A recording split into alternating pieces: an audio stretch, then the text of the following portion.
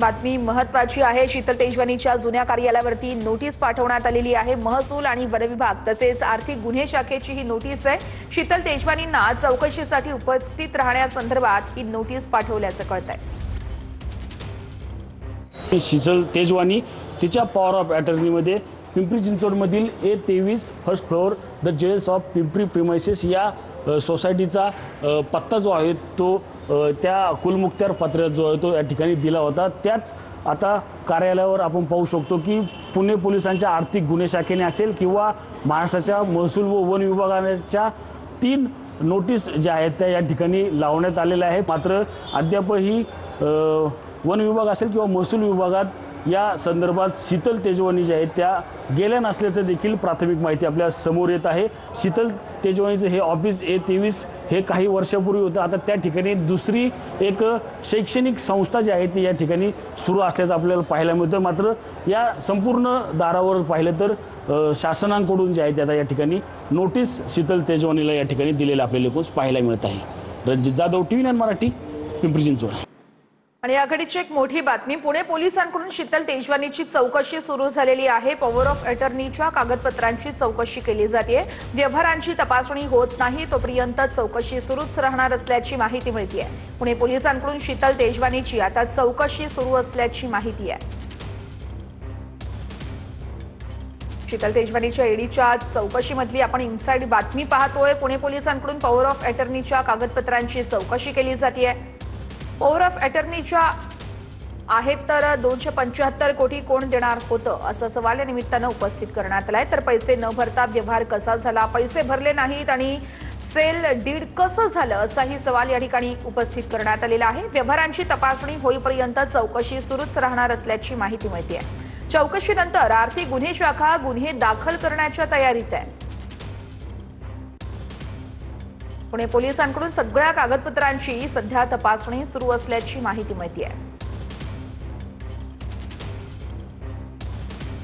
बघूयात पुढची बातमी। मी कुठेही शिस्तभंग केला नसल्याचा रुपाली पाटील यांचा खुलासा आहे। रुपाली ठोंबरे पाटलांनी पक्षाकडे खुलासा पाठवल्याचं कळतंय। महिला डॉक्टरबाबत महिला आयोगाच्या मताशी मी सहमत नाही असंही त्यांनी म्हटलंय। पक्षाकडून नोटीस का देण्यात आली याची मला कल्पना नाहीये।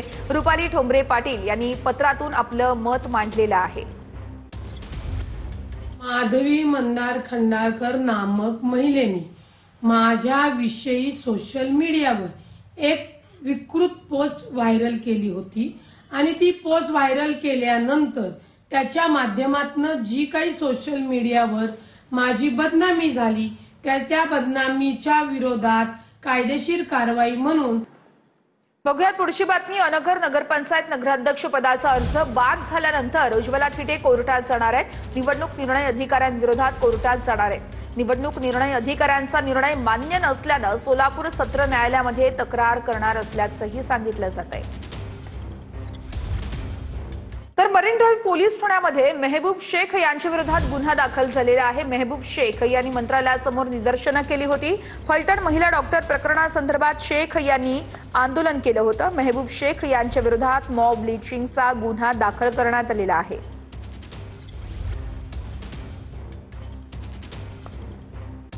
बातमी पुण्यातून आहे। पुण्यातील रुग्णांसंदर्भात धंगेकरांचा ससूनच्या अधीक्षकांना फोन आहे। रुग्णांना गायकवाड यांच्याकडे का सोपवलं असा सवाल धंगेकरांनी उपस्थित केलाय।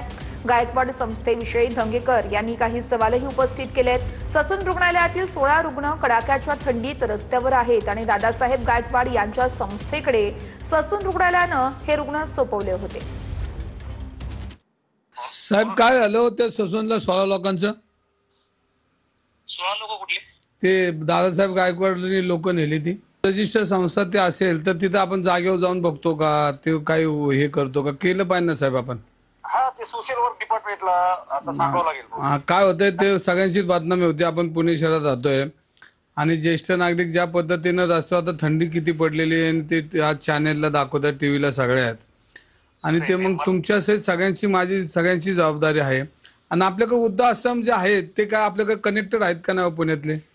नाही भाऊ, कसं आहे ते आपल्याकडे रजिस्टर्ड संस्था म्हणून ते येतात आणि घेऊन जातात। याच्यावर कसं कंट्रोल धर्मदाय आयुक्ताचा आहे। नाही तो आहे बरोबर तुम्ही म्हणता ते, पण ह्याच्यामध्ये ज्या पद्धतीने मग आपला काय अंकुश आहे, म्हणजे आपण तिथं जाऊन कधी माहिती घेतो का आपल्या नाही, आपण त्याचा रिव्ह्यू घेतो ना भाऊ, की किती आहेत लोक, काय हे असं. पण आता कसं झालंय, आता ही घटना झाल्याच्या नंतर भाऊ आता काय झालंय, हे आता पोस्ट घटना असंच म्हणून लागेल. तर तुम्ही हे महिन्याला जाऊन मला रिव्ह्यू द्यायचा आणि वाटलं सर मी पण एक चक्कर मारत जाईल म्हणून. आयुक्ताचं काम आहे कंट्रोल, म्हणजे सोशल वर्क जे आहे ना डिपार्टमेंटचं.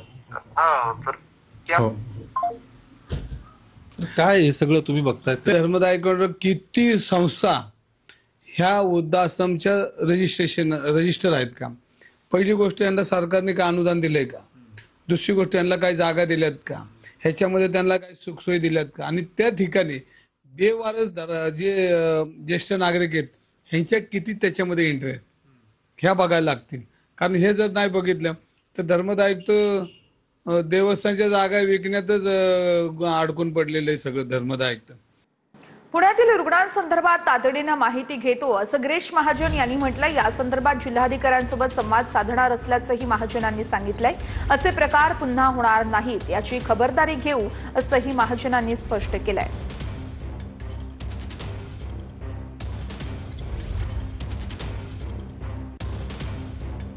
बघूयात पुढची बातमी. अहिल्यानगरमध्ये बिबट्या असलेल्या भागामध्ये यावेळेस शाळांच्या वेळांमध्ये काही बदल करण्यात आलेले आहेत. गेल्या काही दिवसांपासून या संपूर्ण परिसरांमध्ये बिबट्याचे हल्ले वाढलेले आहेत आणि त्याच अनुषंगाने आता जिल्हा प्रशासनानं हा निर्णय घेतलेला आहे.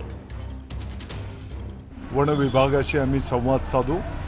ज्या ज्या भागामध्ये बिबट्यांची दहशत आहे त्या भागामध्ये पिंजरे लावून त्या बिबट्यांना लवकरात लवकर पकडून त्यांची वन विभागाने जी काही नियमाप्रमाणे आहे ते विल्हेवाट लावणं आणि स्थानिक पातळीवर अशी काही गंभीर परिस्थिती असेल, किंबहुना कधीकधी आता मध्यंतरी थंडीचा पण प्रकोप वाढलेला होता, तर अशा वेळेस मग वेळ अर्धा तास पुढे पाठीमागं करणं हे स्थानिक पातळीवर अधिकार देण्यात आलेले आहे. बातमी आता कोल्हापुरातून आहे. चुटकीवाल्या भोंदू बाबाच्या दरबारावरती पोलिसांनी छापा टाकलेला आहे. कोल्हापुरातल्या उपनगरात भोंदू बाबाचा दरबार सुरू असायचा आणि भोंदू बाबाचा पोलिसांनी आता शोध सुरू केल्याचंही सांगितलं जात आहे. कोल्हापुरातल्या चुटकीवाला भोंदू बाबाच्या दरबारावरती पोलिसांनी छापा टाकून कारवाई केली आहे.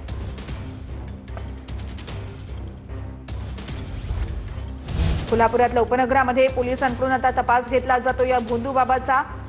उपनगरामध्ये भोंदू बाबाचा या ठिकाणी दरबार सुरू होता आणि त्याच ठिकाणी आता पोलिसांनी छापा टाकलाय.